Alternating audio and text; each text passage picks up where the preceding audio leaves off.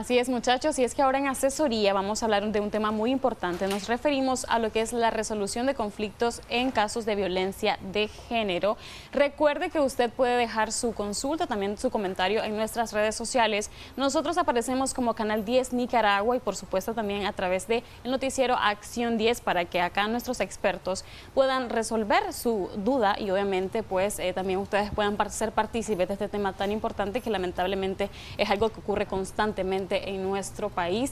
Le damos cordialmente la bienvenida a Edith Tuckler, quien es exfiscal, también fue fundadora del Ministerio Público, ahora pues también es socia de nuestro amigo Quentin Telles, quien también es experto en lo que es Derecho Penal, con quienes vamos a hablar acerca de este tema tan importante que, como ya decía, lamentablemente es algo que persiste en nuestro país y que obviamente quisiéramos que no se dieran este tipo de casos. Bienvenidos y inicialmente consultarles, cuando hablamos de violencia de género, ¿a qué nos referimos? ¿Qué es lo que establece la Ley 779 y por supuesto también el Código Penal?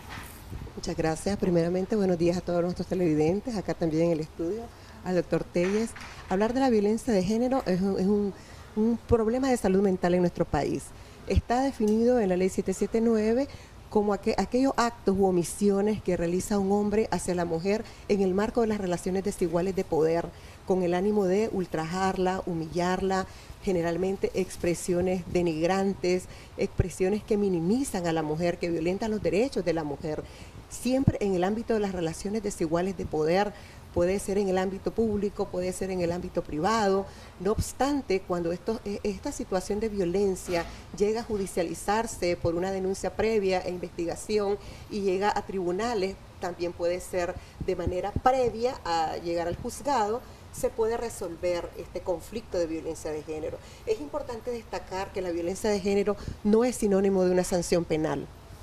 Ya la 779 regula dos instrumentos importantísimos en materia internacional que tienen rango constitucional, que es la Convención CEDAW y la Belén do Pará, y los principios fundamentales son la prevención, la erradicación, finalmente, la sanción de la violencia de género. Esto implica entonces que el principio fundamental es la deconstrucción de la violencia, y la deconstrucción no se logra con la sanción penal únicamente. Esa es la finalidad y el ámbito que establece la ley en su forma de aplicación. Entonces se establecen métodos alternos de resolución de conflictos en materia de violencia de género. ¿Cuáles son ellos?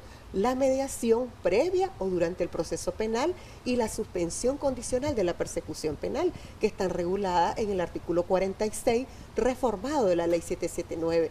¿Cuál es la diferencia entre estas dos instituciones jurídicas de resolución de conflictos? En que la mediación previa puede ser antes de que el Ministerio Público vaya a ejercer acción penal o una acusación privada, porque en casos de violencia también puede darse alguna acusación autónoma, pero en este caso tiene que hacerse una mediación previa si las partes están de acuerdo en resolver este conflicto. El segundo punto o la segunda oportunidad es durante el proceso, cuando ya se ha ejercido acción penal y ya nos encontramos en el proceso, dentro del proceso penal.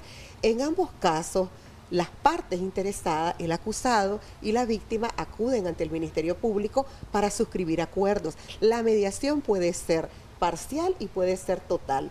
Si ellos deciden definitivamente dar por cerrado ese caso con un solo acuerdo, el caso se da por cerrado. Pero si ellos deciden establecer acuerdos en un periodo de tiempo prudencial, de acuerdo a los acuerdos que llegan ante el fiscal, pues entonces se hace de manera parcial. También está la suspensión. La suspensión condicional tiene su nivel de complejidad porque infiere una mayor carga para la persona acusada, porque él ya admite los hechos. Okay. Admite los hechos. No es recomendable siempre para la persona acusada esto, porque si eventualmente se presenta alguna situación más adelante, entonces le podría perjudicar. ¿A qué me refiero con esto? Me refiero a que la suspensión condicional de la persecución penal implica que el acusado admite los hechos, admite voluntariamente que sí, él ejerció la violencia física, psicológica, patrimonial o económica hacia la mujer, y que si los acuerdos se incumplen, no viene a reanudarse la persecución penal, sino que él viene a una audiencia especial de debate de pena. Entonces, si se dan anomalías durante este tiempo de prueba y él regresa al juez, entonces él automáticamente queda condenado a través de un debate de pena. En tanto, la mediación no. En la mediación previa durante el proceso penal, si es previa e incumple, se procede al ejercicio de la acción penal y él está protegido por su principio de presunción de inocencia y deberá obligatoriamente el fiscal o la parte acusadora demostrar su responsabilidad en un hecho penal. En caso de la mediación durante el proceso, entonces también se reanuda la persecución penal. Igualmente seguiría, según el momento procesal que se haya celebrado la mediación durante el proceso, continuar con ese proceso penal hasta su culminación, eventualmente con un juicio que se determinará, donde se determinará si es responsable o no de los hechos acusados. Hay casos en los que la víctima decide no participar de una mediación. ¿Eso ocurre acá en el país y qué pasa en ese caso? Correcto, Anduriña. Como bien te mencionaba la doctora, mira, son situaciones que se vienen dando. O sea, el proceso penal al final y lo que es en relación a la violencia de género, como te mencionaba la doctora, te establece circunstancias, te establece esos métodos que son una resolución alternativa obviamente al proceso penal. La situación es que si realmente se puede dar y se da, porque vámonos a la realidad. Sí. Esto es lo que establece nuestra norma especializada en lo que es violencia. Hay mediaciones, hay suspensión condicional del ejercicio de la persecución penal. Perfectamente claro, lo hay. Se cumple, porque lo que tenemos que ver nosotros si se cumple y qué tenemos que ir haciendo para que se cumpla, porque esa es la idea. La idea de igual manera es como tanto derecho tienen las víctimas en estos procesos, de igual manera tienen derechos los acusados, que hay cantidad de personas que están siendo acusadas. Entonces, ¿qué es lo que puede hacer en estos casos la víctima? Al final, si perfectamente vos podrías llegar a un caso, a una mediación, como por ejemplo, vamos a hablar nosotros de un delito menos grave, como puede ser la lesión psicológica leve, perfectamente puede llegar a hacer un acuerdo de mediación con la víctima. Puede buscar a la fiscalía para tratar de hacer ese acuerdo de mediación. Pero ¿qué sucede cuando la víctima no quiere hacer esa mediación? O sea, no podés suscribir ese acuerdo ni tener ese principio de oportunidad. No lo tenés. Entonces, ¿qué es lo que nosotros estamos viendo y se está dando? Si bien es cierto, hay política de Estado que siempre lo hemos manejado en relación a los delitos sexuales, en relación a esos agresores sexuales, que está bien que la ley los sancione con mano dura. Eso estaríamos nosotros y estamos de acuerdo que se dé duro con las personas que cometen esos delitos graves como abusos sexuales, violaciones, estupros, etcétera. Pero hay circunstancias, por ejemplo, como una lesión psicológica leve, que desde el inicio del proceso, cuando el acusado está enfrentando el proceso, el acusado lo apartan de donde estamos todos, en el estrado, donde están las personas que estamos deponiendo en el proceso. El acusado lo pone en un lugar y le ponen una mampara. Le ponen una enorme mampara y desde ahí el juez se está prejuzgando. ¿Por qué? Porque está viendo a ese ciudadano, está viendo a ese hombre que está obviamente acusado por violencia, de lesiones psicológicas leves, pero le ponen una gran mampara y desde ahí hay un prejuzgamiento. ¿Qué es lo que sucede? Imagínate si nosotros como ciudadanos tenemos el derecho a que se presuma nuestra inocencia hasta que se te demuestre lo contrario con una condena firme. De igual manera vienen ellos cuando vos le alegás al juez esas circunstancias, porque vamos a ver las circunstancias por las cuales a veces no se logra llegar a ese acuerdo de mediación. Entonces vos le puedes decir al juez que tanto derecho tienen la víctima de que no se pueda revictimizar, de igual manera tanto derecho tiene la víctima como tiene mi defendido, de que esa persona se tiene que ver como inocente durante todo el proceso. Entonces, ¿cómo nosotros nos vamos a enfrentar a un judicial, a un proceso, a una fiscalía, si desde el inicio hay un prejuzgamiento? Porque el hecho de haber una mampara, hoy hay un prejuzgamiento. Esas circunstancias son situaciones que vienen a buscar de cierta manera cómo no llegar a tratar de llegar a ese tipo de acuerdos, porque al final lo que vos pretendés es buscar la forma, cómo acercarte a la víctima para tratar de hacer esos acuerdos. Eso por un lado. Hay otras situaciones que se pueden venir dando de igual manera, que lo hemos platicado y esto lo estuvimos debatiendo con la doctora Tuckler, y es por ejemplo, a la hora de llegar que te imponen de igual manera medidas cautelares, Anduriño, cuando te ponen una medida cautelar, en ciertas ocasiones, la Fiscalía pide, el judicial, como una de las medidas cautelares, que se suspenda el régimen de comunicación y visita para el acusado. Entonces, si yo tengo un problema, una litis trabada con la madre de mi hijo, a la cual yo la estoy abusando o la cual yo vine y ejercí violencia psicológica o lesiones o violencia a través de lesiones, yo tengo el derecho siempre de relacionarme con mi hijo. O sea, la persona con la cual tengo un problema, la persona con la cual tengo que resolver mi situación legal es con la madre. No podría un juez de violencia, porque no es su jurisdicción, venir y cercenarme el derecho que yo tengo para poder continuar relacionándome con mi hijo dure todo ese proceso. Entonces, al final, hay jueces de violencia que, a pesar de que no están en su jurisdicción, te suspenden estos jueces a esos padres, a esos acusados, ese derecho que tienen de relacionarse con su hijo. Entonces, ¿qué es lo que puedes hacer en este caso en específico? Inmediatamente puedes promover a través de, obviamente, un juzgado de violencia, la pretensión de régimen de comunicación para que sea el juez de familia quien le corresponde establecer que, a pesar de que estés en un proceso penal, se mantenga siempre ese régimen de comunicación y visita. Obviamente está siempre y cuando esa persona esté enfrentando el proceso en libertad, porque si está bajo prisión va a ser imposible. Pero obviamente, si la víctima, por ejemplo, alega de que por tu ejercicio de violencia pones en riesgo a tus hijos, o sea, puedes ellos perfectamente alegar eso y prohibirte que te comuniques con tus hijos, que te comuniques con tu hijo. Es que al final esas son una de las causales que la fiscalía alega al judicial para que te den o te cercenen ese derecho que tienes de relacionarte con tus hijos, que van a decir que como sos una persona violenta, como sos una persona agresor, pones en peligro. Pero eso vos sabés que al final la violencia, en cierto modo, hay que valorarla en todos los aspectos. Ahí va a ser determinante, de igual manera, ver cuál es la valoración psicológica que hizo la psicóloga forense de medicina legal, porque en ciertas ocasiones también los forenses valoran a los hijos, porque si hay un hecho de violencia, en la violencia que le estás haciendo vos a la madre del menor, el menor de igual manera tiene un cierto daño psicológico. Entonces, eso va a ir en dependencia de las situaciones, obviamente, que se ventilen y la evidencia y la prueba que pueda tener la fiscalía, pero en las situaciones que no se dan, porque yo te puedo decir, hay problemas de ofensas que no se dan delante de los hijos. Hay hombres que ofenden a las mujeres en el cuarto de manera separada. Entonces, hay que ver y estudiar los casos de manera distinta. Lo que te quiero mencionar que son derechos que a veces se cercenan por jueces que no tienen jurisdicción para hacerlo. Entonces, doctora, en ese caso, ¿cuáles serían las limitaciones que, pues en este caso, quitarían estos derechos, estos beneficios que tiene la persona acusada? Sin menoscabar los derechos de la víctima, es importante destacar el problema de la instrumentalización de la ley.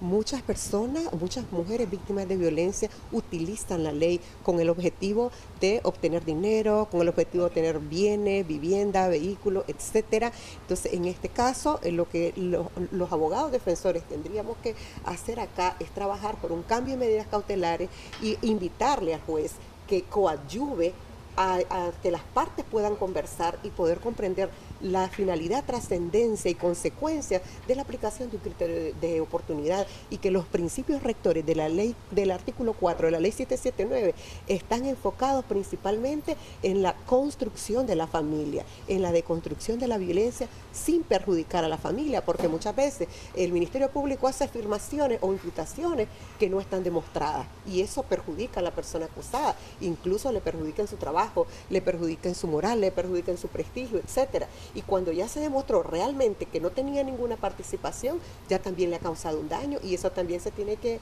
valorar en el marco del derecho de igualdad que tienen las partes para la aplicación de este criterio de oportunidad.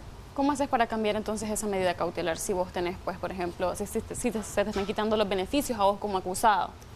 Tenés que facilitarle al juez garantías de que esta persona va a abandonar el hogar. Mi representado como persona acusada va a abandonar el hogar, no se va a acercar a la víctima, va a garantizar mediante depósito una pensión de alimentos que no está obligado, porque como dijo el doctor Telles, esto le corresponde al juez de familia, pero bajo el principio de integralidad y de darle al juez la seguridad de que mi representado no quiere estar involucrado en este conflicto y lo quiere resolver, es precisamente dándole esa garantía al juez. Además, el Código Procesal Penal te permite la presentación de fiadores, de personas que puedan hacerse cargo de esta persona. De hecho, hay un sinnúmero de medidas cautelares previas a una prisión preventiva. La prisión preventiva, ahí establece la ley, es la última ratio. Como por ejemplo, mira, Anduriña, por ejemplo, para que los televidentes estén claros, la ley te señala ese método alterno a esa resolución de conflicto como la suspensión condicional de la persecución penal.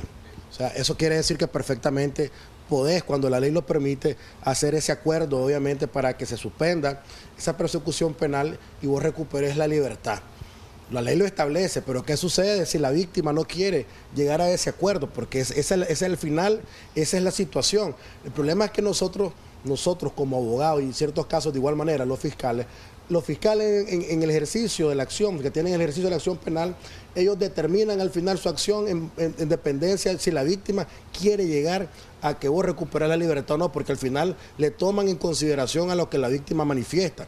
Sin embargo, la ley no refiere eso, la ley refiere que los fiscales, haciendo uso del criterio de objetividad, ellos pueden determinar y pueden decir, bueno, esta persona que quiere hacer este acuerdo reparatorio, esta persona de la suspensión penal claramente esta persona puede recobrar la libertad, esta persona va a restituir cierto daño que le pudo haber ocasionado a la víctima, esta persona va a hacer y va a asumir los pagos del tratamiento psicológico de la persona afectada, etcétera. Entonces, el fiscal perfectamente, si es un fiscal especializado de manera objetiva, puede llegar a hacer esas valoraciones y estar de acuerdo para que se dé la suspensión condicional de la persecución penal. Sin embargo, nosotros siempre vemos esa limitante de que los fiscales no llegan a brindarte esa oportunidad que la ley te establece, porque aquí no es un invento, aquí la ley te lo establece, te da esa facilidad para que en ciertos casos los acusados puedan recobrar obviamente lo que es la libertad,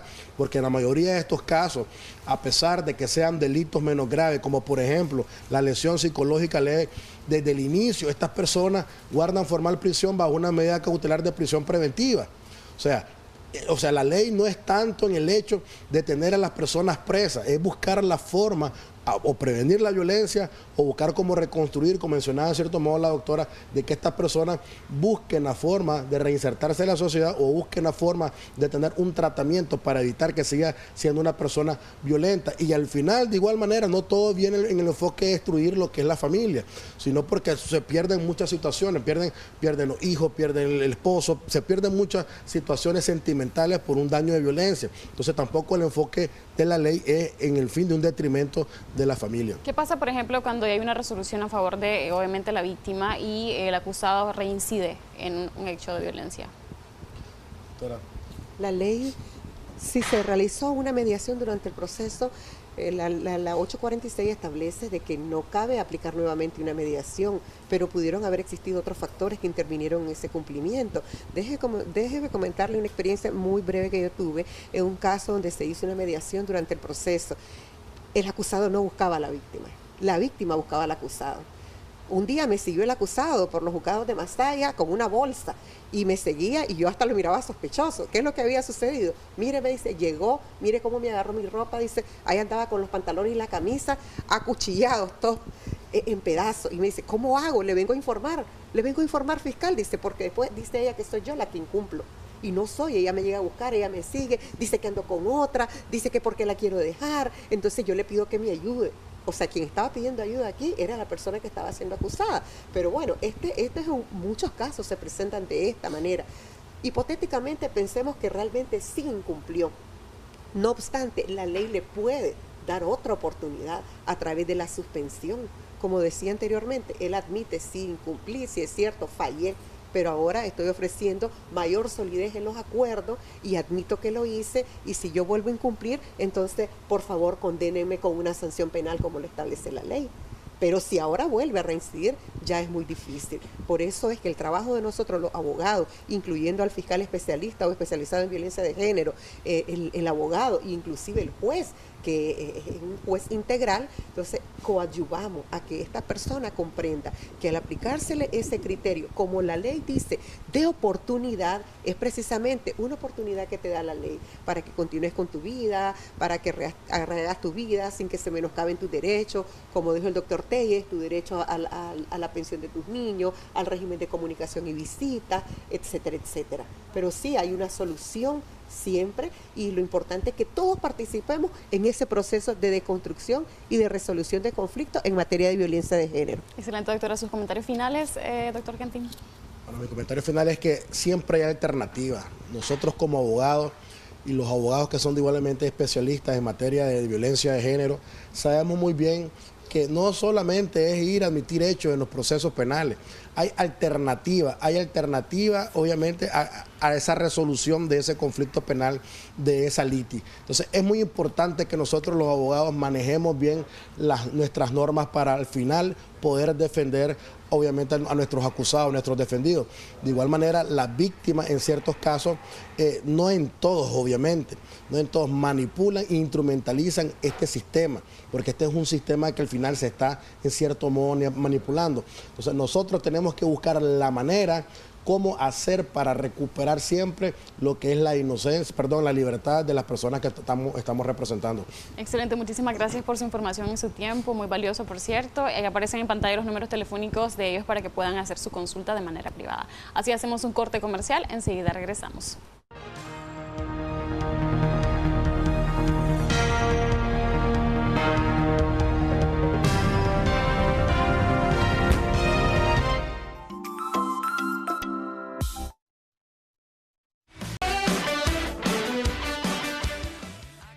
Hola, ¿qué tal? Ya estamos con nuestra especialista para hablar sobre un tema muy interesante, sobre todo para aquellos niños que van a iniciar la etapa escolar. Sí, vamos a hablar del proceso de adaptación escolar en niños. Hay muchos cambios, esa transición que conlleva de todo el ambiente y círculo familiar de los niños y niñas hacia lo que es el aula de clase, ya sea preescolar o primaria. Pero para hablar de esto y cómo nosotros los padres de familia podemos darle ese apoyo a nuestros hijos e hijas, ya está con nosotros nuestra psicopedagoga, la doctora Eliud Martínez. Doctora, muy buenos días, feliz año 2024. Buenos días a todos. Muchísimas gracias por la invitación. Bueno, cuando hablamos, doctora, de esa adaptación de nuestros niños en ese primer día de clase y sobre todo esa transición para algunos tan difícil. Claro que sí.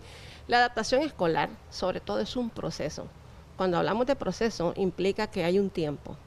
Esta adaptación puede darse, como dijiste, un día, ojalá fuera de un día. A veces una semana, 15 días. Por lo general, en nuestro país, el MENED, que es el que regula, ¿verdad?, la educación, se dura este proceso lo más 2 meses, ¿ya? Entonces, pero hay colegios, por ejemplo, privados, que sí dan 1 mes o hasta 1 semana de adaptación. Pero en realidad, quien pone el tiempo es el niño. Y depende, pues, de muchos factores que más adelante lo vamos a ver. Entonces, la adaptación escolar implica varias transiciones. Y es la principal, que es la transición del niño, desde la familia o del preescolar a la vida escolar. Lo cual esto le va a generar, digamos, muchísimos cambios en su rutina, en su vida diaria, y también le va a generar el estrés y la ansiedad. Doctora, ¿hay algún proceso que nosotros como padres o tutores debemos seguir con el niño o la niña? ¿Cómo prepararlo previo a esa El apoyo familiar es fundamental, ya lo hablábamos, ¿verdad? Con anticipación. Entonces, cuando el niño encuentra ese apoyo en la familia, ¿verdad?, en los hermanos también, no solo del padre y de la madre, también de la misma comunidad, de los amigos, entonces al niño se le hace más fácil este proceso. Ya, entonces, es importante, ¿verdad?, aquí vamos a hablar ya de los factores, ¿verdad?, que intervienen en lo que es este proceso. Es importante, por ejemplo, que el niño o el padre visite la escuela con anticipación. Ya, entonces lo lleve, conozca quizás el niño a algunos maestros, que conozca el ambiente, más cuando el niño no ha ido jamás a la escuela, ya cuando ya va al preescolar a los 3, 4 años, por ejemplo. Entonces es importante que si el padre antes, con anticipación, visite la escuela para darle esa seguridad al niño. Ya es importante también establecer rutinas y horarios en la casa, desde una semana antes ya empezar a entrenarlo, te vas a levantar un poquito más temprano y ya establecerle rutinas establecidas, que ya una vez con la escuela, ¿verdad?, ya no se le complique al niño. Es importante también fomentar el juego en los niños, porque el juego es una forma natural para que los niños desarrollen habilidades sociales, y a veces hay niños que se crían solos en las casas, no tienen hermanitos y viven con adultos. Entonces, ¿cómo desarrollar estas habilidades sociales si no juega con ningún niño de su edad? Entonces, es importante que también, ¿verdad?, el padre le permita a amiguitos del vecindario, ¿verdad?, o primitos, que busque parque para que el niño pueda socializar y así en la escuela pues se adapte mejor. También es importante que los padres tengan la comunicación abierta con los maestros, ¿ya?, y constante, que esa comunicación sea constante, porque así ellos van conociendo el progreso académico y emocional de sus hijos, y también cualquier problema se puede ver mejor con anticipación. Entonces el padre tiene que tener en cuenta que esa relación es fundamental, así viva muy ocupado. Si yo no puedo estar en la escuela, por lo menos escrito, desarrollo un cuaderno de comunicación y me comunico por teléfono con la escuela, que es muy importante. Sí, a veces, doctora, también nosotros como padres o tutores tenemos que prepararnos, porque nosotros decimos, vamos a darle el acompañamiento a nuestros hijos e hijas, vamos a indicarle cómo es ese primer día, qué es lo que puede suceder, pero también como padres tenemos que adaptarnos. Claro, porque también la ansiedad no solo se genera en el niño, también la generamos nosotros los padres. ¿Eso así es? Sí, claro que sí sucede. Es más, habemos madres demasiadas ansiosas de naturaleza, porque quizá obviamente hemos tenido nuestros problemas, ¿verdad? Nuestros traumas no han sido sanados y esto nosotros lo acarreamos toda la vida y también lo transmitimos a nuestros hijos. Entonces, cuando se despega nuestro hijo, ese desapego de ir a la escuela por primera vez, nos sentimos desesperadas, ¿me entendés? Pero más bien a veces es el padre el que acarrea esta ansiedad y hay niños que tranquilamente se quedan. Sí, a veces somos muy sobreprotectores, entonces. Sí, y hay niños que no se quedan, que les cuesta esa adaptación, porque ahora te voy a decir algo, en la edad escolar, en la edad preescolar, el niño, ¿por qué llora tanto? Porque le parece que el papá lo deja, como cognitivamente él todavía no está desarrollado. Pasa como cuando nosotros vamos al trabajo y entonces ellos quedan llorando, casi igual. Sí, porque creen que nunca vas a venir. O sea, se va mamá, cuando viene, ellos nada les indica que sí vas a volver. Entonces, igual en la escuela, cuando lo dejan por primera vez y están chiquititos, entonces el niño contiene el llanto, lo calma la maestra y está que cuando viene el papá a las 12 se vuelca en llanto. Pero es por lo mismo, porque él se contuvo tanto ese llanto que al ver a su madre, lo que le dice, mamá, veniste por fin de nuevo. Porque esa seguridad sí hay que dársela al niño. No, mi amor, mamá va a venirte a traer, hay que hablar mucho con él y sobre todo también desarrollarles en los niños, también hacer los niños inteligentes emocionales. Nos encargamos tanto de la inteligencia cognitiva, toda la parte de verdad del conocimiento, pero también el niño tiene que ser un poquito seguro de sí mismo, pero solo el afecto, solo el amor, el cuidado y la protección en la casa es lo que le van a dar al niño esa seguridad. Sí, vamos a leer comentarios a través de nuestras páginas Canal 10 Nicaragua y Noticieros Acción 10. Usted también puede llamarnos acá en estudio al 228-1007, 2228-1007, si quiere hacerle la consulta a nuestra especialista. Es muy importante llevar antes a los niños a conocer, incluso yo iba a secundaria a una escuela nueva y como fui a conocer hasta que entré a clases me sentía perdida, dice. Es parte de lo que pueden conllevar a algunos niños. Doctora, también a los menores, ¿cómo hablarle de sociabilizar? Porque esa transición conlleva esto. A veces, como usted lo decía, son hijos únicos o hijas únicas y cuando ella lleva en clase siempre la maestra dice, hay que compartir. Si vos no andás en la grafía y todo eso, hay que compartir. ¿Cómo ayudar a las niñas? Bueno, es que en realidad eso, pues con solo decirle al niño de boca es difícil. La verdad es que la práctica, por eso te digo, hay que fomentar en el niño momentos donde él tenga que compartir con otros compañeros, con otros amiguitos.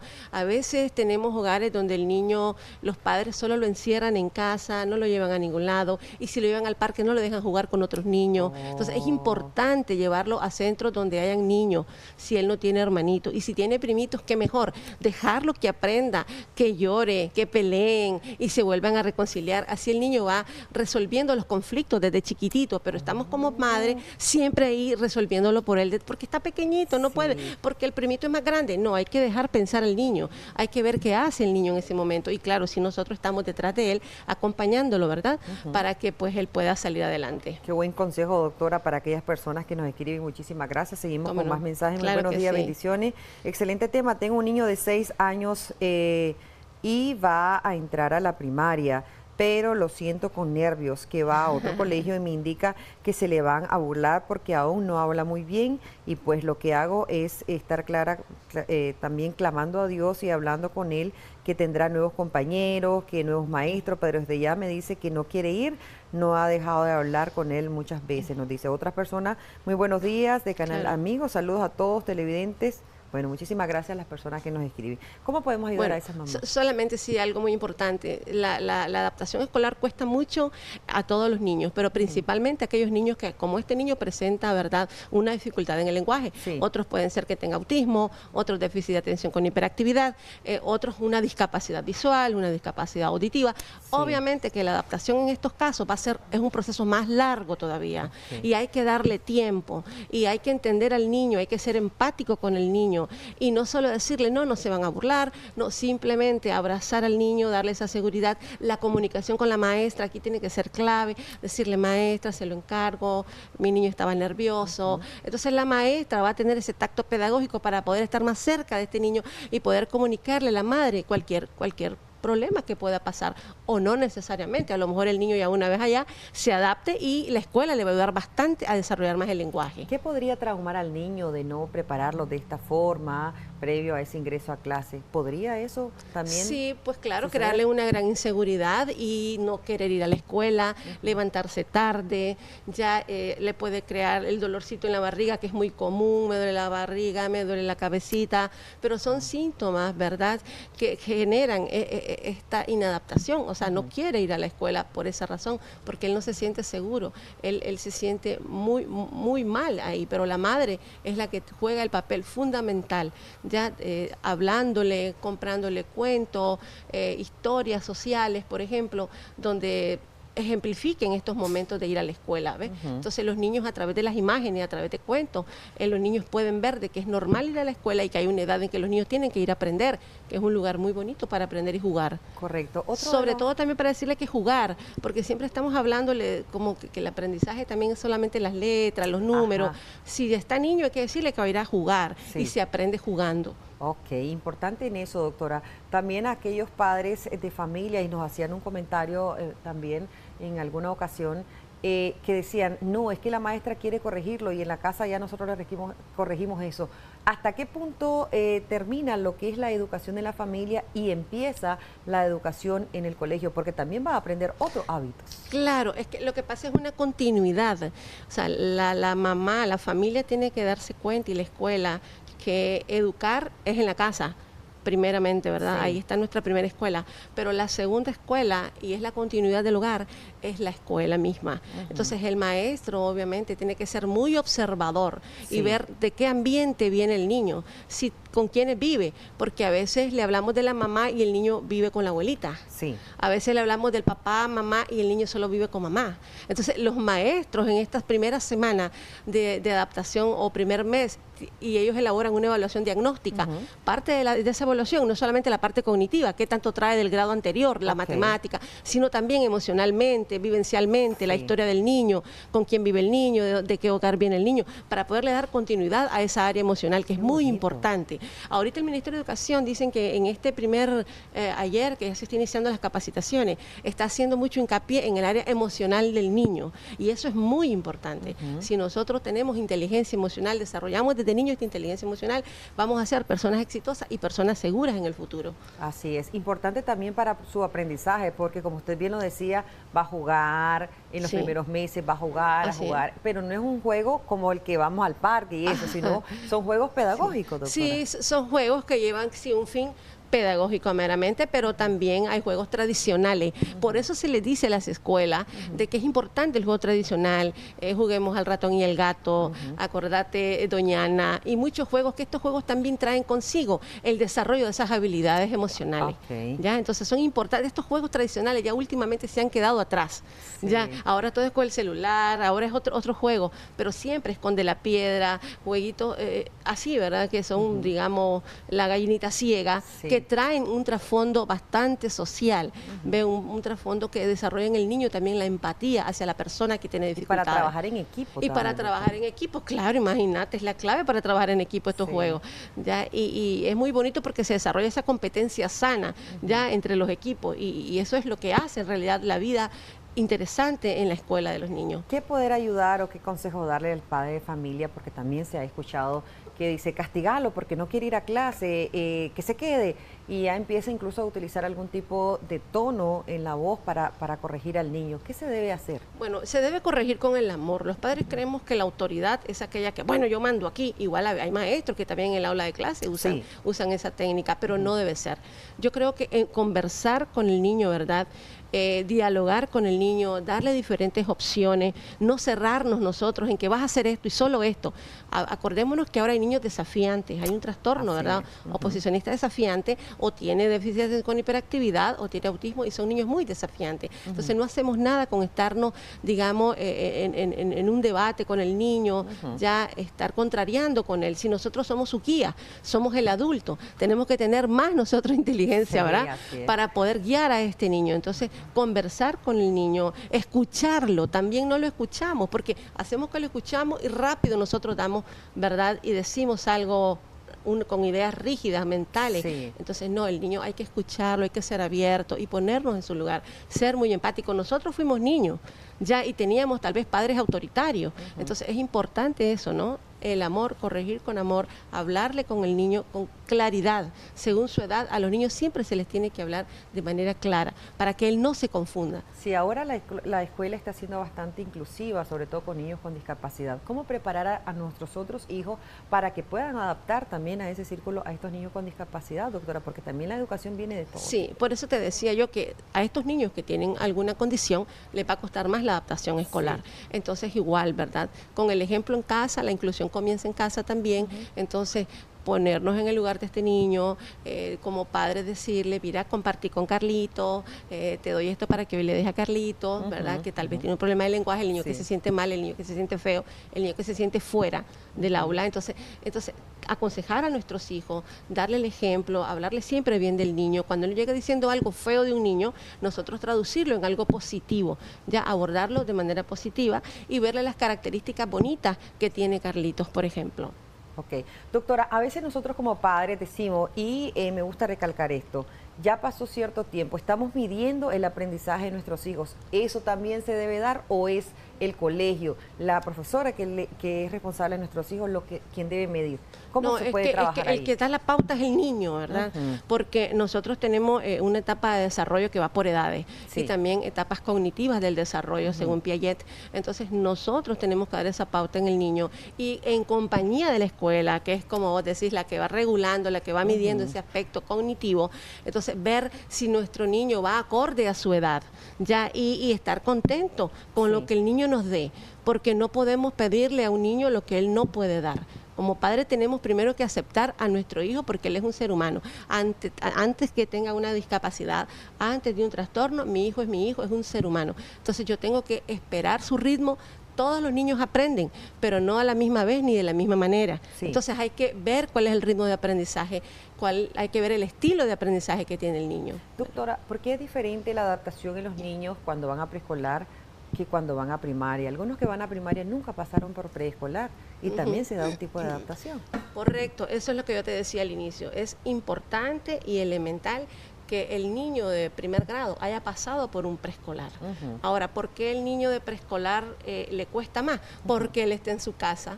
Ya, entonces con desapegarse de la mamá, del ambiente, de la rutina que lleva en casa, es tan diferente de la rutina de la escuela. Entonces él tiene que adaptarse a nuevos cambios en su vida diaria. Ya, entonces esto le genera al niño un poquito de ansiedad. Además es un ambiente nuevo, desconocido, y todo como ser humano, no por ser niño, todo lo que nos genera un ambiente nuevo, desconocido, nos genera ansiedades y estrés. Entonces el niño está en este ambiente y ese es lo que le genera esto, pues nuevo, un ambiente nuevo, me voy de mi mamá, no va a venir mi mamá, no la voy a volver a ver más. Entonces, por eso es que es la diferencia, ¿ya? Porque el niño no ha tenido una práctica con anticipación. Ya cuando el niño pasó por preescolar, ya va a primer grado, ahí ya le cuesta menos, siempre le cuesta, siempre es un desafío para el niño, ya, porque acordémonos que todas las transiciones son cambios. Entonces, de preescolar a primer grado, de primer grado de sexto grado a secundaria y así. Entonces, en este tiempo de transición hay que darle el tiempo necesario porque es un proceso en realidad. Sí, vamos a leer más mensajes que tenemos a través de nuestra página en Facebook. Muchísimas gracias. Recuerden, estamos como Canal 10 Nicaragua, también Noticiero Acción 10. ¿Cómo se puede lidiar, doctora, con los compañeros de clase de niños que son hiperactivos y agresivos? Porque a mi hijo uno le pegó el año pasado y luego le puso tema, tenía 6 años y no entendía la situación del otro niño. Esta situación es bastante compleja porque no solo depende de la escuela, o sea, aquí realmente depende de ambos padres, no tanto del niño que agrede como el niño que ha sido agredido. Entonces, aquí se trata de que estos adultos, ¿verdad?, en conjunto vean las vías mejores para poder abordar este tipo de violencia, por ejemplo, porque es una violencia, hay niños que no aceptan a otros, pero tampoco el niño tiene culpa que no acepte a otros, ¿me entiende? Porque son cosas que pasan en los niños, es parte de su aprendizaje. Lo que tenemos como adultos es hacerle ver a los niños que esa situación no está bien y que va a pasar, ¿ya? Y abordarle al aspecto positivo, no escandalizarnos, porque a veces cuando nos escandalizamos, y esto, y aquello, entonces el niño se asusta y el niño dice, ve, lo voy a volver a hacer. Entonces, como que también nosotros generamos esas conductas, ¿me entiende? Esperadas. Entonces, Entonces hay que ayudar al niño. ¿En qué sentido? Igual, los adultos reunirse y ver las vías y estrategias para poder trabajar con ambas familias. Sí. La escuela juega un papel fundamental, tiene que ser neutra y tiene que ser más bien en fin de la educación de los niños y el aprendizaje y la aceptación de ellos. Correcto. mismos. Otros mensajes dicen: muy buenos días, mi hijo tiene 9 años, va a repetir segundo grado y él es duro para el aprendizaje, no le gusta, dice, estudiar. ¿Cómo puedo hacer, doctor? Es que vea, se dice de que aprende el que quiere, en realidad, ¿me entendés? Entonces, ¿cómo el niño va a querer aprender? Haciéndole atractiva la escuela. Y ya una vez en la escuela, el maestro también le tiene que hacer atractivo ese aprendizaje, motivarlo. Pero si ya desde la mañana que el niño se levanta, amor, si no quieres ir, no vayas, le dice la mamá. Entonces, como que entramos en esa pereza, en esa mentalidad de que esa sobreprotección, como decís vos, Sí. si ya está lloviendo, si ya, entonces le vamos creando al niño un ambiente que la escuela es el segundo plano, si va bien, si no, no. Hay que crearle al niño ese sentido de la importancia de ir a la escuela por aprender, por hacer nuevos amigos, ya, y la escuela una vez tomando al niño tiene que tener la responsabilidad de usar estrategias lúdicas, estrategias de juego, estrategias variadas, estrategias individuales de cada niño. Excelente, doctora, cada uno de esos mensajes. Nosotros, si bien es cierto, no nacemos aprendido para ser papá, pasamos tantas y tantas situaciones con nuestros vamos hijos. aprendiendo en el camino. Y con el apoyo de ustedes, ¿verdad? Qué bueno. Nos apoyamos demasiado, diría yo, tanto con los docentes como los psicopedagogos, porque la conducta del ser humano es a veces impredecible, pero Así también es. nosotros podemos guiar a nuestros hijos e hijas. Recomendaciones finales, doctora. Bueno, las recomendaciones, como le decía, en el hogar es la primera escuela y ahí es donde damos las bases para que nuestro niño sea una persona segura, una persona buena gente, como decimos, ¿verdad? Sí. Que tenga empatía, que desarrolle esas habilidades sociales, pero es desde el hogar donde comienza. La escuela simplemente complementa lo que ya le hemos dado al niño en el hogar. Como no, ahí vemos el número de teléfono en pantalla de la doctora Eliot Martínez. Si desea hacer alguna consulta, ella les va a dar el acompañamiento y les va a responder. Recordemos también que nuestros niños deben estudiar con alegría, Así debe es. ser emocionante ese Así primer es. día, más que traumático. Y a los Así niños, es. un abrazo grande, que tengan ese bonito día siempre, ¿verdad? Así Para es, deseándole aprender. lo mejor en Así este año es. 2024. A mí me fascina la escuela, me fascinaba desde pequeñita todavía, ¿verdad? Bueno, mientras tanto, están más que preparados los muchachos, adelante.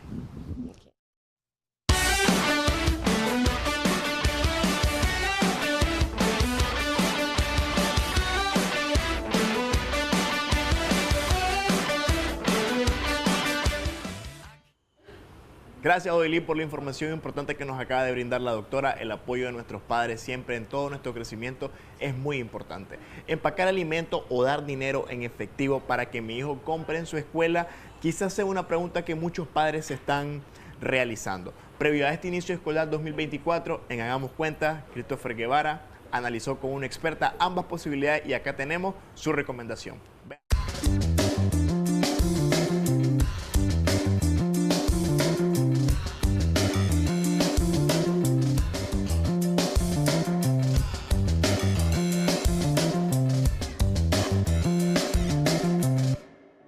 El regreso a clases es uno de los retos más importantes para los padres de familia, ya que demanda una serie de gastos, entre ellos los destinados diariamente para la hora de receso.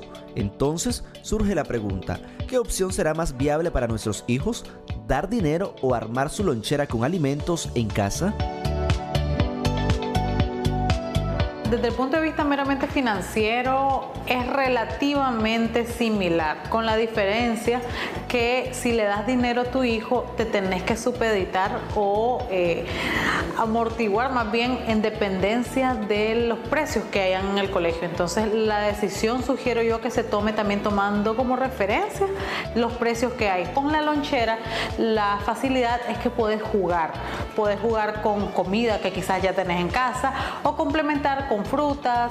Por ejemplo, hablábamos del tema de los yogures, ¿verdad? El yogur es uno de los alimentos más nutritivos y hay distintas opciones. Hay botellas chiquitas, botellas grandes, hay bolsitas y eso en dependencia de tus posibilidades económicas te permite jugar con tu presupuesto. Puedes hacer la compra semanal, por ejemplo, o incluso quincenal según tus posibilidades. Es importante que un padre de familia cuide el valor nutricional de su hijo y a su vez piense en el ahorro. Es por ello que de preferir elaborar su lonchera, es recomendable incluir frutas de temporada y comprar los productos necesarios al por mayor. Pero, si tal es el caso de dar dinero, se debe conversar y hacer conciencia de que no necesariamente todo el dinero se debe gastar. puede ser una oportunidad grandiosa para empezar a hablar de una forma más práctica de finanzas. Ok, si yo te voy a dar, por ejemplo, 30 córdobas al día, si fuera el caso, o 20 córdobas, ok, hagamos la cuenta, ¿cuánto es eso en la semana? Entonces sentémonos con nuestros hijos el domingo, el sábado, ok, te voy a enseñar cómo hacer un pequeño presupuesto. Con esa cantidad de dinero, ok, si vas a llevar 30 córdobas, ¿cómo vas a usar esos 30 córdobas? Enseñarles que no se tienen que gastar todo. O sea, realmente recordemos que la educación financiera en el hogar es algo del día a día y de todo el momento. Para los expertos, es fundamental que un hijo crezca con el hábito del ahorro, pero que tal acción no afecte su salud, pues en el periodo de clases el cuerpo demanda una excelente alimentación. Christopher Guevara, Acción 10.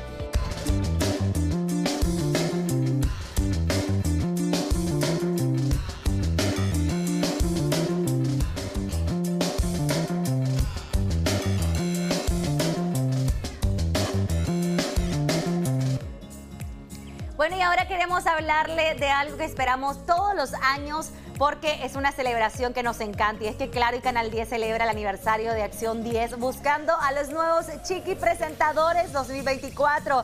Sí, escuchaste bien. Vos que amás las cámaras, hacer videos y tener ideas muy creativas, es tu momento de brillar en la pantalla de Canal 10. Participar es muy fácil. Envíanos tu video de 1 minuto presentando una noticia sobre temas de interés para niños, de tecnología, ya sea de educación vial, al número de WhatsApp, claro, 8656-4995, y las categorías serán infantiles y adolescentes, entre los 10 y 17 años. Además, vamos a tener un jurado que valorará tu seguridad, expresión corporal, articulación, naturalidad y conocimiento del tema. Esto me encanta muchísimo para que ustedes ya vayan practicando y también puedan celebrar con nosotros el aniversario de Acción 10.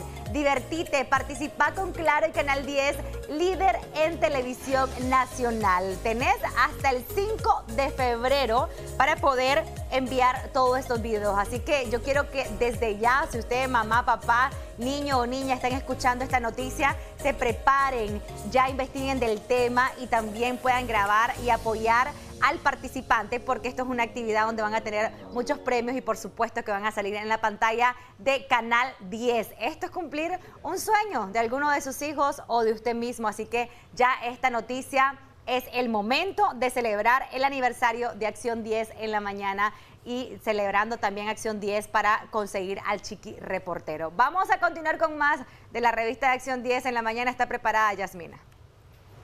Gracias, Xochitl. Y allá en casita yo le quiero comentar algo, y es que una nueva aplicación ha sido lanzada con el objetivo de estudiar la Biblia con inteligencia artificial. Se trata de Insight Bible, una plataforma con asistente de estudio que hará las funciones de un pastor, respondiendo preguntas sobre versículos, escrituras y cualquier otra inquietud relacionada con la Biblia. En nuestro segmento ¿Lo sabías?, te comentamos más.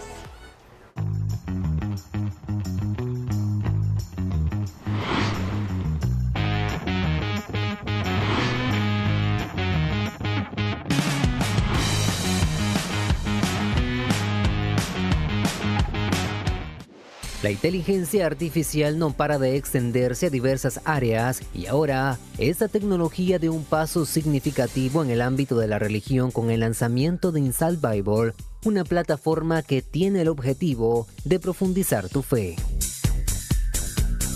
La función que hace diferente a esta app es Pastor AI. Este es un chatbot con el que los creyentes pueden interactuar para hacer preguntas sobre versículos de la Biblia y así obtener explicación y significados de fragmentos específicos. La aplicación está disponible para iOS y Android de manera gratuita y contiene los textos del Nuevo y Antiguo Testamento de la Biblia católica. Inicialmente, los usuarios pueden leer los contenidos como cualquier otra aplicación, pero la idea es aprovechar la inteligencia artificial para personalizar la experiencia y así fortalecer la relación con Dios. A medida que se interactúa con la plataforma, se adapta a preferencias y patrones de estudio, proporcionando una experiencia verdaderamente personalizada.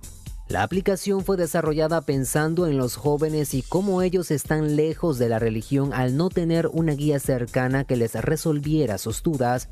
por lo que sus creadores decidieron llevar el concepto de un pastor a los celulares. A pesar de su objetivo, para muchos una de las mayores preocupaciones es que sustituya la inteligencia y el pensamiento humano. Moisés García, Acción 10.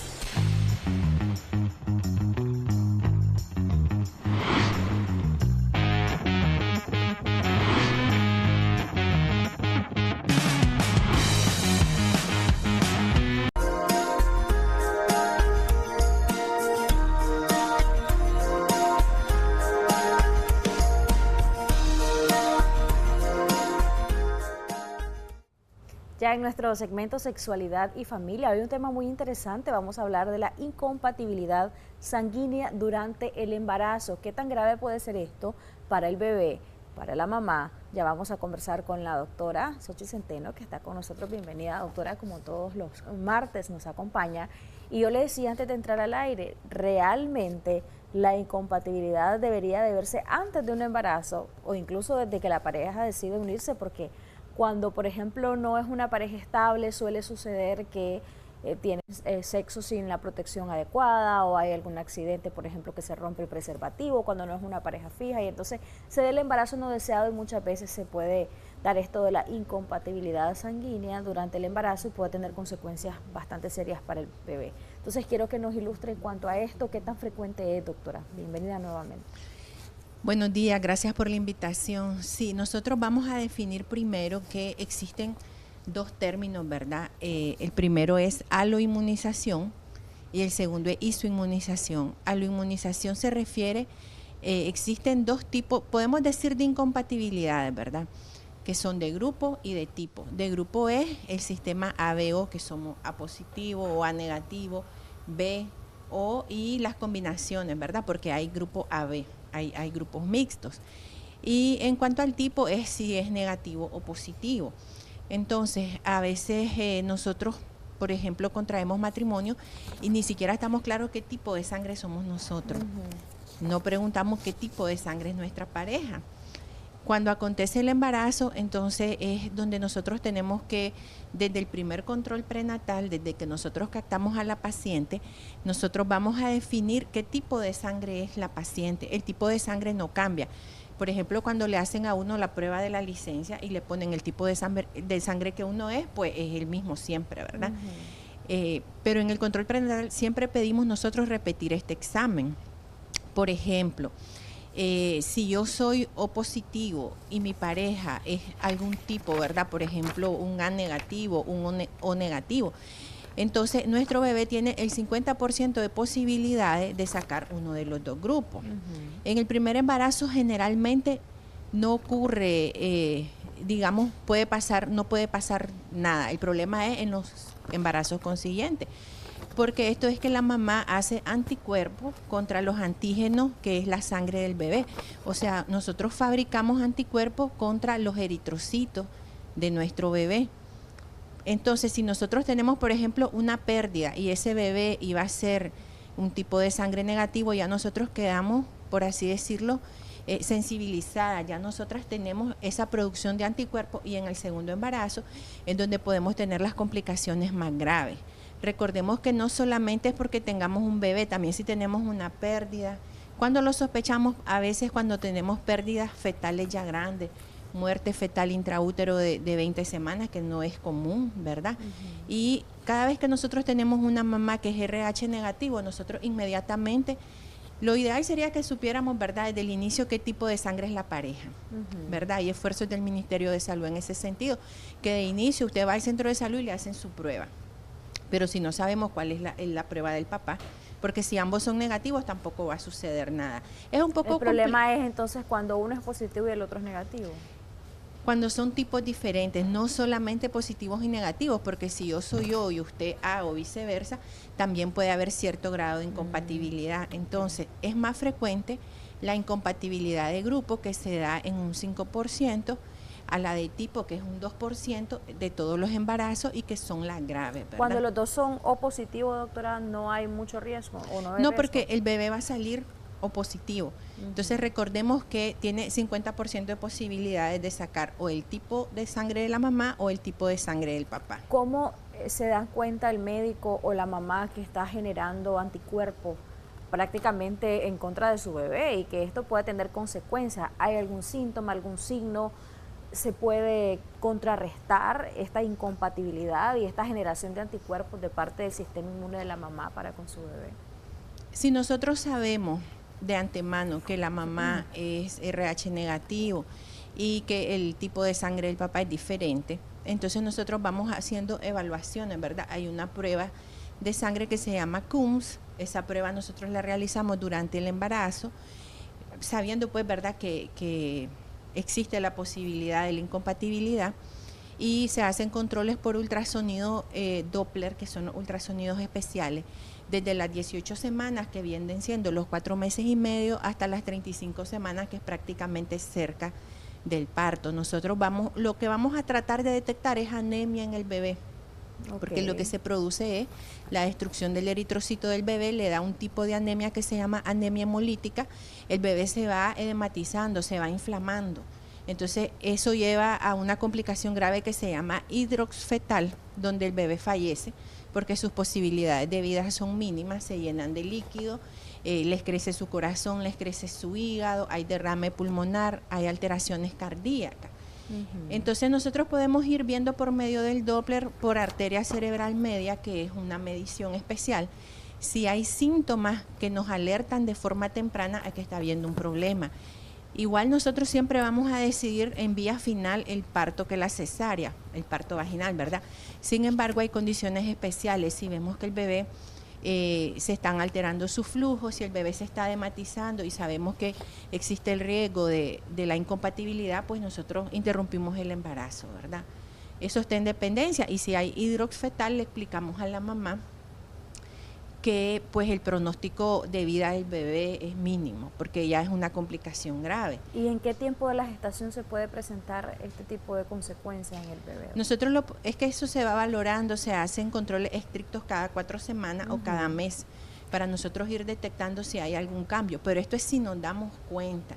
Pero si la paciente no va a su control prenatal, es lo complicado, ¿verdad? Porque a veces hay pacientes que no se hacen los exámenes, o si se los hacen ya cuando tienen 5 meses de embarazo, o sea, que ya puede haber una complicación a esa altura y que ya tendría que tener ella toditas sus pruebas actualizadas y sus controles más estrictos. ¿Tiene alguna otra complicación esto de la incompatibilidad sanguínea, doctora, en el bebé?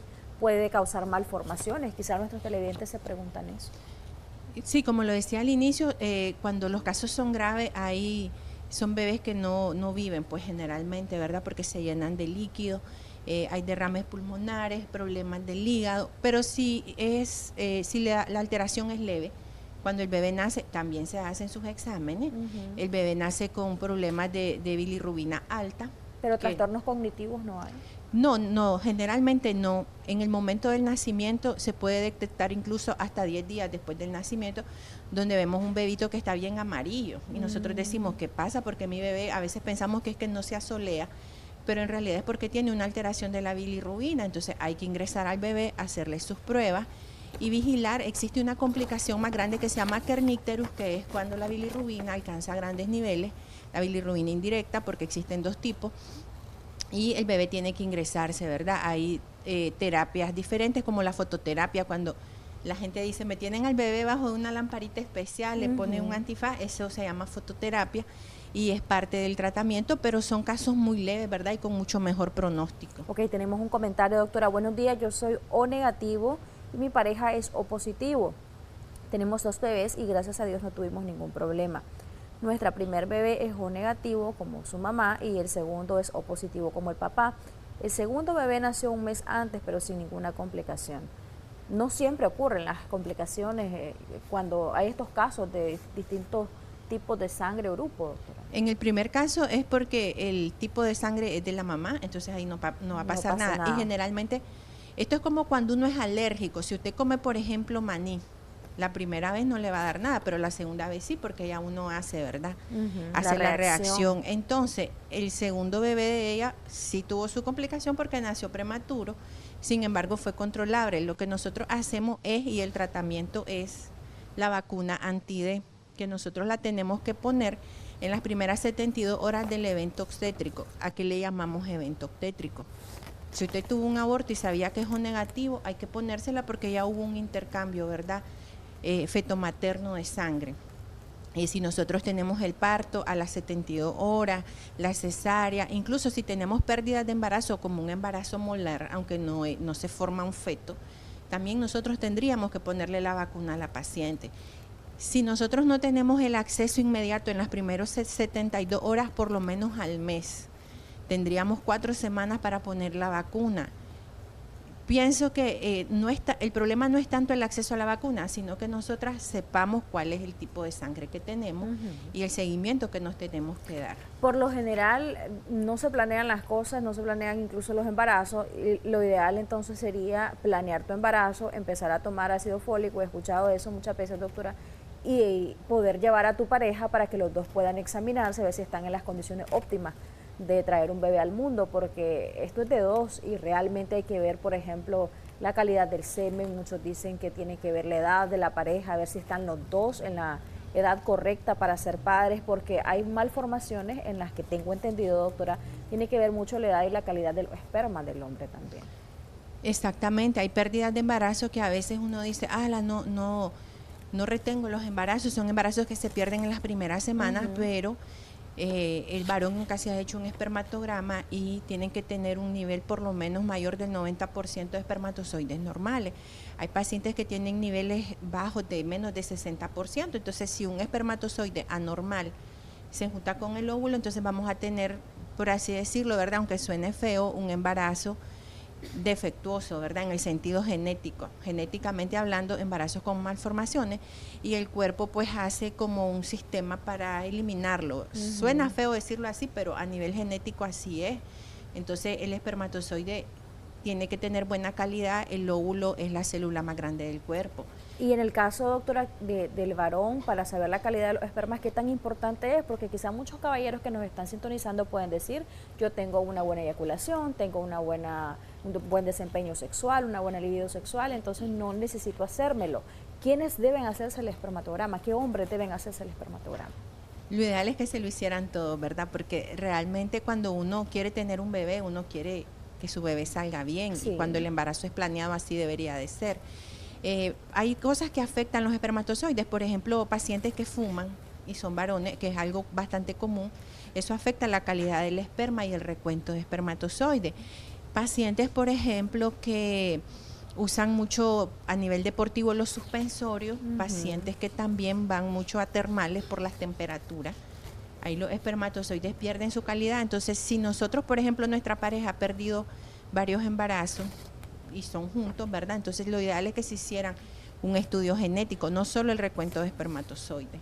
Ok, doctora, sus recomendaciones para nuestros amigos que nos escriben, nos envían saludos desde Zaragoza, España, así que saludos para la gente linda que nos ve por ahí a través de las redes sociales. Reina Espinosa nos saluda desde Zaragoza, España. Un saludo muy especial para vos y un gran abrazo para vos y tu familia, Reina. También hacen preguntas por acá y dicen si en el caso del síndrome de Down tiene que ver con la incompatibilidad sanguínea. Yo sé que usted ya decía que en la mayoría de los casos o en todos los casos no se trata de este tipo de consecuencias, pero sí es meritorio aclararlo, doctora, nuevamente. El síndrome de Down se refiere a la trisomía 21, tenemos la presencia de un gen más, ¿verdad? Está un gen de más.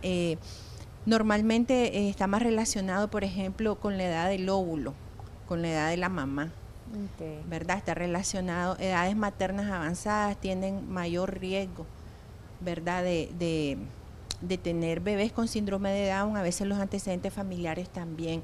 ¿De qué edad estamos hablando, doctora? Mayor de 35 años, según la OMS actualmente la edad ideal para embarazarse es de los 20 a los 35. Después de los 35 ya usamos el término edad materna avanzada y es un factor de riesgo para embarazos de alto riesgo y todas las complicaciones a nivel obstétrico. Tenemos más comentarios. Mi sobrina perdió al bebé por el problema del embarazo molar. Primero dijeron completo y después incompleto. Si saben mucho, felicidades. También gracias, Linda Rostrán, muchas gracias por tu cariño y sintonía. Nos dicen por acá, mi esposo es O positivo, yo soy O positivo, los niños salieron tipo A. ¿Esto es posible? Es posible cuando hay combinaciones, ¿verdad? Recordemos de que nosotros tenemos, el sistema se llama ABO. Sistema A, hay pacientes que son AB. Al final nosotros tenemos que tener, se hereda, pues nosotros tenemos 23 cromosomas de la mamá, 23 cromosomas del papá y son 46 cromosomas en total. Tenemos también que tomar en cuenta, aunque no en este caso el de los abuelos, por ejemplo, en esto del color de ojo, tal vez no lo sacaron mis hijos, pero mis nietos sí. Entonces sí tiene que ver mucho porque es la genética. Con respecto a la pregunta del embarazo molar, es muy importante que la paciente sepa que después de un embarazo molar puede tener una complicación grave que se llama coriocarcinoma, por lo cual tienen que hacerse toditos los exámenes que se mandan. En este caso se incluyen los ultrasonidos. Un embarazo molar es una malformación donde se forma, el embarazo no se forma como un feto como tal, sino es una degeneración de las vellosidades coriales o de lo que va a ser la placenta. El problema es que hay que hacer varios legrados y las pacientes sangran bastante. Híjole. ¿Podemos tener un embarazo normal después de un embarazo molar? Perfectamente sí.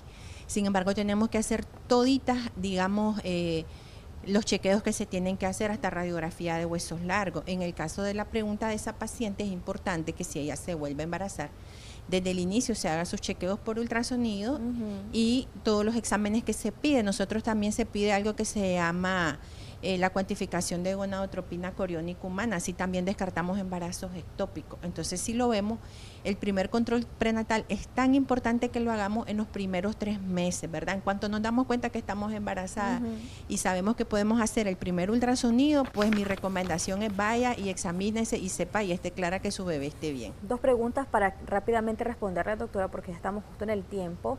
Buenos días, tengo 17 semanas de embarazo y tengo diabetes gestacional, estoy con tratamiento de metformina, ¿es malo para mi bebé?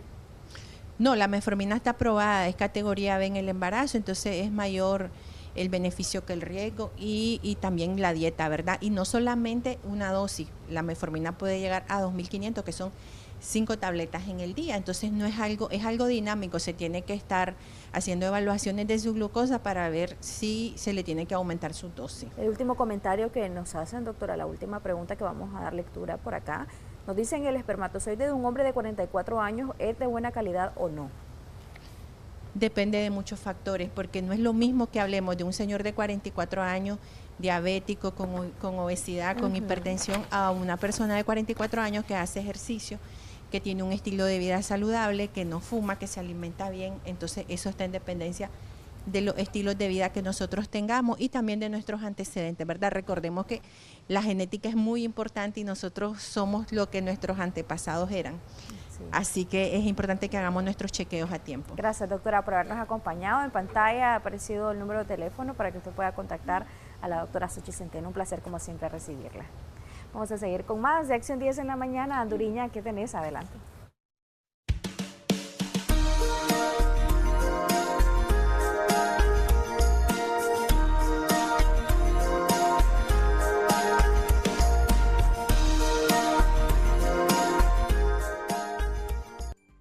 Cambiamos completamente de tema, ya que altas presiones atmosféricas provocarán calores y fuertes vientos en el transcurso de este día. Es momento que conozcamos el pronóstico del tiempo correspondiente para este martes, y es Christopher Guevara quien nos brinda un panorama de cómo probablemente prevalecerá el ambiente en el territorio nacional. Adelante.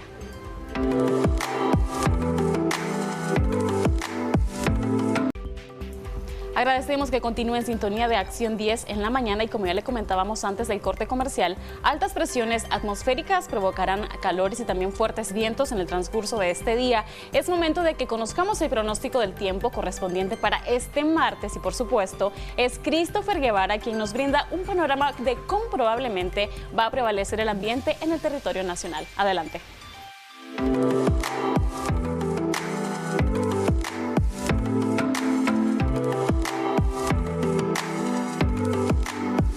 El segmento El Pronóstico del Tiempo es presentado por... Con su fórmula multisíntoma Tapsin Gripe y Tos, alivia efectivamente los fuertes síntomas de la gripe y tos. Todos somos guerreros de la gripe con Tapsin. Muy buenos días, bendecido martes para ustedes. He acá la perspectiva del tiempo correspondiente a este día, y es que debo comentarles que tenemos vientos de moderados a categoría de fuertes. Les adelanto que los protagonistas serán los vientos y las rachas que podrían superar, escuche bien, hasta los 60 kilómetros por hora. Me atrevo a decir, señores, que son los vientos más fuertes que hemos registrado en las últimas semanas. De hecho, hay que instar a mucha precaución a las pequeñas y medianas embarcaciones mar adentro, principalmente en el sur de ambos litorales, ya que los oleajes podrían superar, escuche bien, los 2.75 metros de altura. Tanto la velocidad como la fuerza de estos podrían ser los protagonistas y mucha precaución. Así que de pronto estos vientos, también el incremento en la velocidad propiciará que tengamos mañanas relativamente frescas y poco a poco, mediante van pasando las horas, el sol tomará protagonismo. Hablamos justamente, como analizamos en nuestro radar meteorológico, los vientos, y es que estos propiciarán de la siguiente manera. Vea usted que para la gente del Pacífico de noroeste a este con 10 a 25 kilómetros por hora. Y escuche bien, en la gente del Pacífico las rachas podrían superar inclusive los 60 kilómetros por hora. Mientras avanzamos un poco y observamos en nuestro modelo meteorológico, tenemos una región central con 10 a 20 kilómetros por hora. Ya la velocidad podría, escuche bien, de las rachas superar los 40 kilómetros por hora y la dirección será de noroeste a este. Y finalizamos para la gente del Caribe, que será de noroeste a este con 10 a 25 kilómetros por hora y unas rachas en un promedio entre los 35 y los 55 kilómetros por hora. Lógicamente hay que tener mucha precaución en alta mar, ya que las pequeñas y medianas embarcaciones mar adentro podrían tener muchas precauciones ante este incremento gradual y por ende visibilidad limitada. Hablamos ahora sobre las máximas, se refiere, tenemos un Pacífico oscilando entre los 28 y los 37 grados Celsius. ¿Continuarán los calores? Por supuesto que sí, los bochornos dirán presente a lo largo de este día, al menos para el occidente del país. Las temperaturas están pero bárbaros, así que los expertos en salud sugieren hidratarse, usar ropa cómoda y por supuesto también usar un bloqueador solar antes de salir de casa. Región central, por su parte, entre los 24 y los 34 grados Celsius, inclusive 10 grados de diferencia en cuanto al norte y la parte del corredor seco de Nicaragua, así que mucha precaución para esta gente de la parte sur de la región central. Y la gente del Caribe, entre los 30 y los 32 grados Celsius, persiste el calor por esta zona y por supuesto hay que hidratarse en horas del día.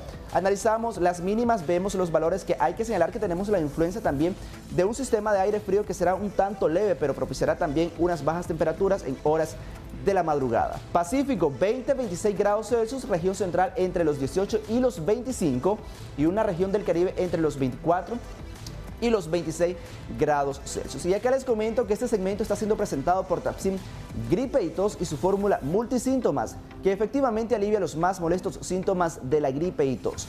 Todos somos unos guerreros de la gripe con Tapsin. Finalizo comentando sobre las posibilidades de que llueva. Vea usted que predominará un ambiente totalmente despejado. Sin embargo, en horas específicas, las nubes toman protagonismo. Pacífico predominará soleado, parcialmente nublado, temporalmente y algunas lloviznas aisladas con mayor ocurrencia en la parte sur. Es decir que Carazo, Rivas, prepárense por algunas lluvias un tanto aisladas. Mientras avanzamos, observamos una región central parcialmente nublado a nublado, con lluvias débiles un tanto ocasionales. Y vea usted que la gente del Caribe, parcialmente nublado a nublado con algunas lluvias débiles en gran parte del territorio nacional.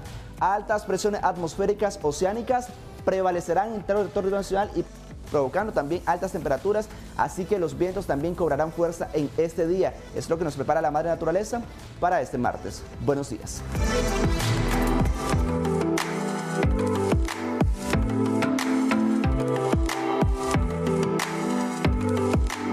El segmento El pronóstico del tiempo.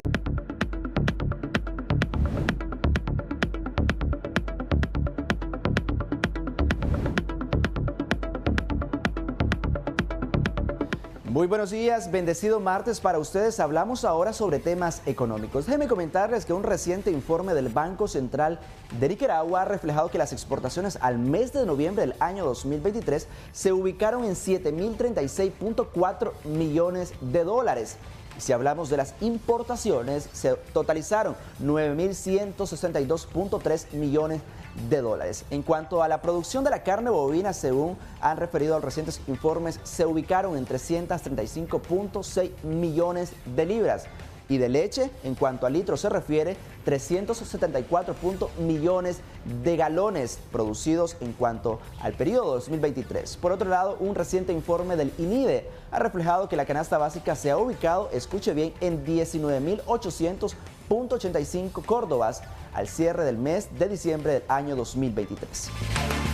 Si hablamos ahora sobre un reciente informe del Banco Central de Nicaragua, ha referido que la inflación podría ubicarse en 2024 en una tasa del 3 y el 4%. Sin embargo, la economía podría crecer en un promedio oscilando entre el 4% al menos para el cierre de este año en curso. Hay que señalar lo siguiente, y es que según Barchar, como una referencia del mercado bursátil de Nueva York, el precio del quintal de café de calidad oro, específicamente en el mercado internacional, se ha ubicado en $184.45, tomando de referencia la Bolsa de Valores de Nueva York. Hay preocupación o hay cierta incertidumbre en cuanto a los cultivos por Brasil ante un clima seco que está afectando este país sudamericano. Ahora hablamos sobre el precio del oro. Gold Price Data hoy nos orienta respecto a este indicador. Debo comentarles que el gramo específicamente de 10 quilates se ubica en 996 córdobas con 0,8 centavos. Si hablamos del gramo de 24, en 2.388 córdobas con 67 centavos, tomando de referencia el mercado bursátil de Nueva York. Datos recientes del BCN reflejan que hasta el mes de noviembre del año pasado se totalizaron en cuanto a exportaciones 1.030.6 millones de dólares. Debo comentarles por otra parte que este pasado jueves se instaló oficialmente la mesa de negociación del salario mínimo que regirá a partir de marzo próximo. Por ley, este ajuste se debe a dos factores, o se ponen en manifiesto dos factores. Uno de ellos es el crecimiento económico, pero también la inflación acumulada para determinar este ajuste, en el que aproximadamente 90.000 trabajadores nicaragüenses se verán beneficiados según las autoridades. Les comento ahora específicamente sobre estos precios, tomando de referencia el mercado bursátil de Nueva York. Como les comentaba, se ubican hasta en menos de 1.000 córdobas el gramo específicamente de 10 quilates. Hasta la tarde de este lunes, el precio referencial del crudo, hablamos del WTI West Texas Intermediate, el barril del petróleo, tomando de referencia el mercado internacional, se situaba en $73.17. Fluctuaciones en el mercado internacional, más no así en nuestro país, donde ya se cumplen 94 semanas de manera consecutiva de aplicarse la medida del congelamiento en el precio tanto de las gasolinas, el diésel y también los cilindros de gas licuado de petróleo. Y me quiero despedir comentando que el sector de transporte de carga terrestre espera o prevé un incremento en cuanto al 4% al cierre del año 2024, alcanzando los 3.000 millones de dólares en traslado de mercancías. Hasta acá los reportes y resúmenes en cuanto a temas económicos. Continuamos con mucho más.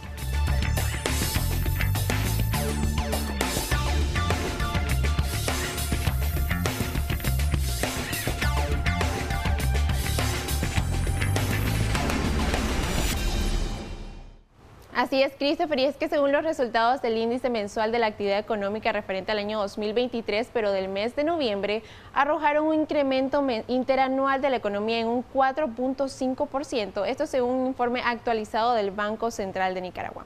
Así nosotros hacemos una pausa comercial, pero ya regresamos. Después de amarte, comprendí Estamos, muchachos, en la recta final de Acción 10 en la mañana. Estamos alegres todos aquí, ¿verdad? Estaba nervioso. Porque ahorita era tu turno. Bueno, ya estamos casi en la recta final, más bien ya despidiéndonos de la revista, para que ustedes estén pendientes el día de mañana, siempre sintonizándonos a la misma hora, pero hay que felicitar a esas personas especiales el día de hoy que están cumpliendo años, y quiero enviarle un gran saludo a Briana Yaciel Tijerino Prado, que está cumpliendo 8 añitos, y los saludos van de parte de toda su familia y de su mamá Dina Prado. Muchísimas felicidades, qué guapa. Me encantó esa pose, me encanta. Bueno, vamos a saludar a otro jovencito, porque su mamá Rosa Olivares quiere enviarle un saludo con un gran abrazo y bendiciones a su hijo Jeffrey Joshua Espinosa Olivares. Este jovencito, buen hijo, excelente estudiante y sobre todo que Dios lo siga bendiciendo siempre. Bueno, y un saludo muy especial a mi hermana mayor, la matriarca de la familia, Marisela Zulma, de la Urta. Ahí tenía unos 17 años, ahorita está cumpliendo un poquito más de eso. Así que bendiciones. Saludamos con todo cariño, que cumpla muchos años más. Te queremos mucho, te quiero mucho, mi hermana preciosa. Veo raíces japonesas. ¿Verdad? Algo así. Sí. Un gran abrazo para vos y espero que la pasemos a lo grande hoy en paz. Mañana viene Keke. Mañana viene pastel. Lo prometo, prometido. Otro saludo especial, Andorina. Ahora queremos felicitar de manera muy especial a nuestra compañera de labores, que hoy está cumpliendo un año más de vida. Bendiciones para vos, que Dios te siga llenando de mucho éxito y pues más vida para las personas. Así es, que tenga mucho éxito siempre, Richie. Qué bello cumplir años, ¿verdad? Bello cumplir años, así que hay que celebrar. Nosotros ya estamos llegando al final de Acción Día en la Mañana, muchachos, pero lo esperamos mañana a las 6 en punto. Dale,